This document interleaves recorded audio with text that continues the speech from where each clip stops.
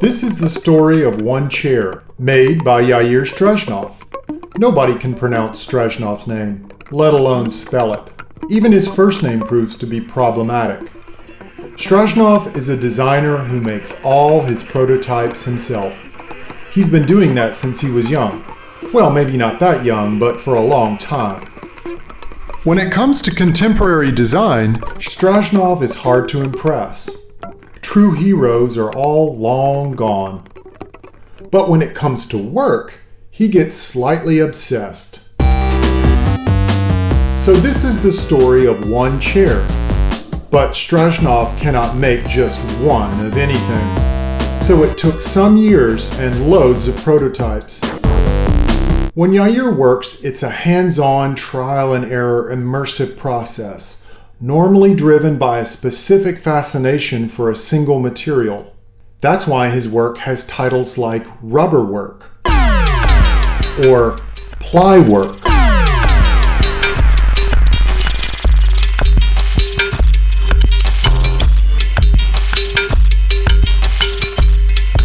or pipe work. Jair couldn't find a bending machine, so he built his own. Nothing fancy. And for one collection, he realized later, 1,500 meters of pipe went through it. Small things came out like walkers for the elderly, or pet prams, or folding coat hangers, or bookshelves, or tables, lots of tables. Or bigger things like benches and playgrounds. Mainly functional, but not always. In 2008, Jair started working with bamboo, the fastest growing plant on Earth. Laminate bamboo, that is. He wanted to correct his ways, to be responsible for once, to go green, make good and sustainable design. But he wasn't exactly sure how to go about it. Picked a green material, decided to use it resourcefully, and make things that made sense. Jair noticed that he himself, like everybody else in cities, lives in spaces that get smaller and smaller but cost increasingly more to rent or buy, heat or cool, and on and on. So he decided to announce space as a resource and make furniture that helps us use it better. Since bamboo is a grass, he called the collection Grassworks, a series of experiments in toolless, self-assembly, space-saving furniture. Shelving solutions, trestles, benches, folding tables, extending tables, dovetail slotting in abundance, no screws, lots of clickety-clack. But no chair. Jair didn't want to make a chair.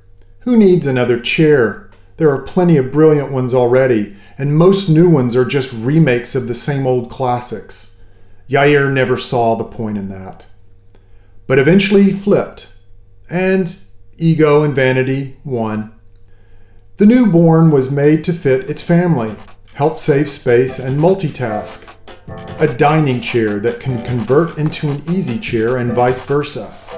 It took a week from conception to birth, was baptized Chair Easy Chair, and was the most painless, sweatless, and fastest object Jair ever made. Jair considered it done. A few months later, when it won a prize at the London Design Museum and was added to the museum's collection, he was convinced the dirty deed was done. That was in the spring of 2010.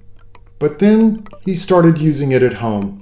He realized not all was well. Safety had to be improved, and the use of it was not intuitive enough. The turning dowel was dumped, a click mechanism was developed and implemented. An attempt to straighten the lines was tried, but without much applause.